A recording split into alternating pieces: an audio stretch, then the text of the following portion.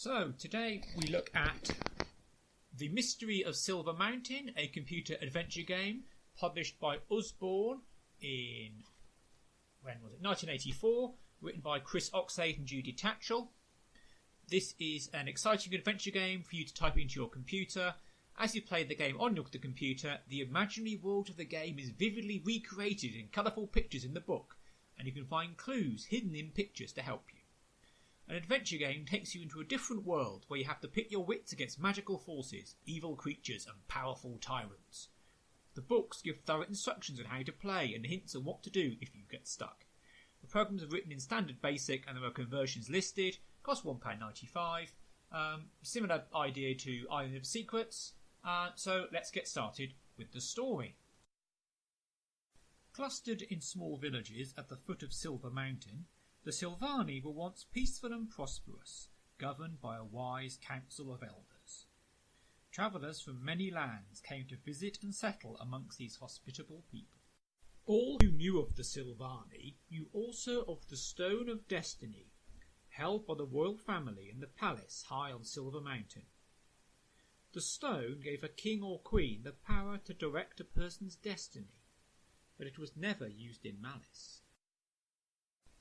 In the reign of Queen Sylvan, a great threat appeared in the shape of a massive, vicious Grarg army, intent on seizing the land and the stone. With them came their most powerful wizard, Grarg. In desperation, Queen Sylvan obtained permission from her council of elders to use the stone. She entered the silver chamber and, placing her hands around the stone, cried the magic words which would unlock its power. As she spoke, a great thunderclap echoed as Grarg joined in mental conflict with the powers of the Queen and the Council of Elders, concentrated through the stone.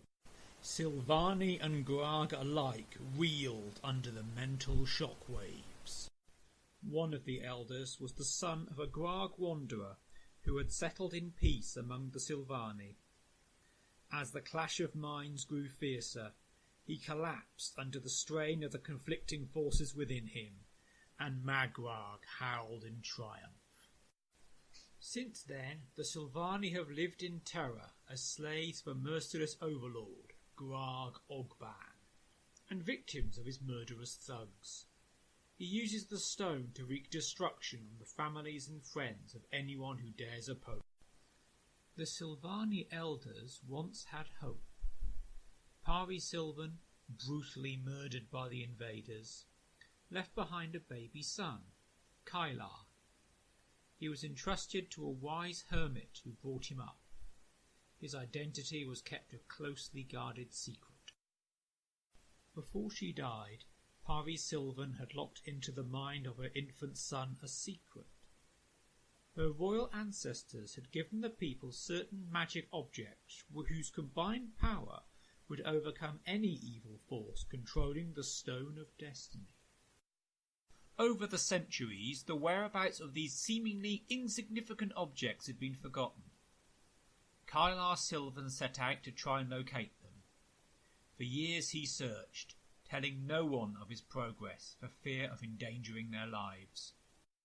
One day, when the elders sensed he was on the brink of success, Kylar was slain by a greedy Grarg who coveted a brooch he wore, a present from the hermit. Any magic objects he had found returned in a trice to their resting places. Since then, the elders have revealed the quest to a succession of true and worthy Sylvani. All have failed. Now they cry out to anyone who will listen. Who will accept the challenge and free us from tyranny?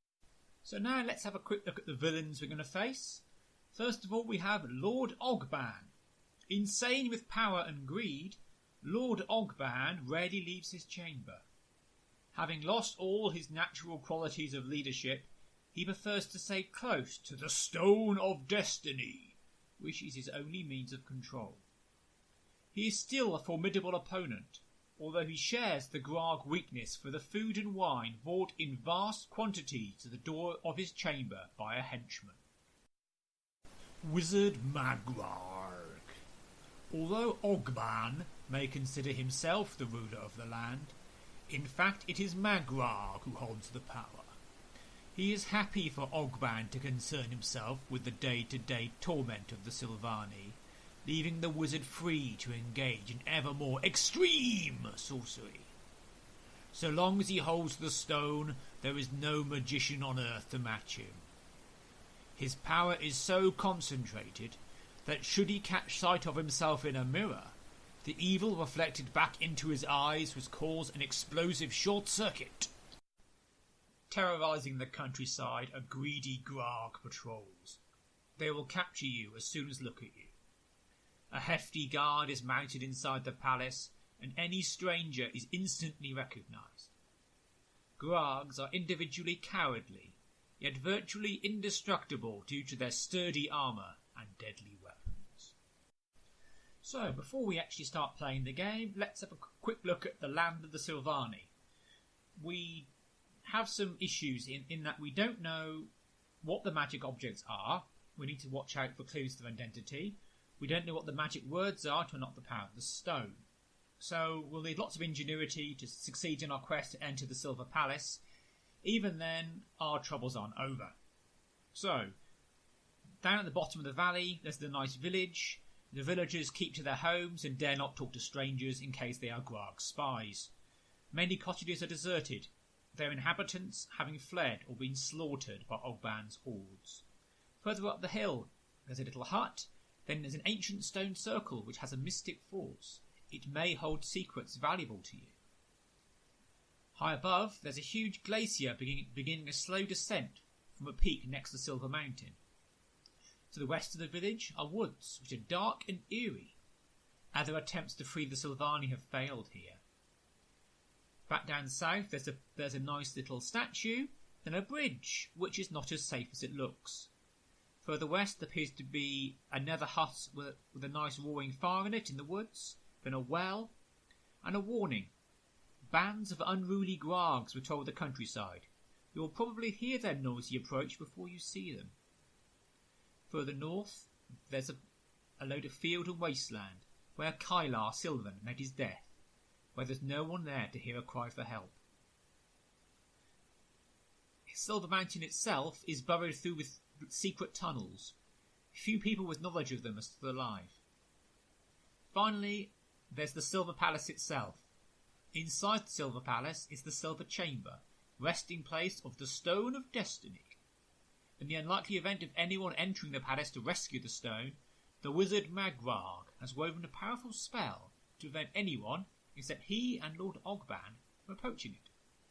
So, this was an introduction to the mystery of Silver Mountain. Next time I'm going to start playing it. I've not actually played it before, unlike Island of Secrets, so this might be a bit more of a challenge. See you later. Thank you. Bye.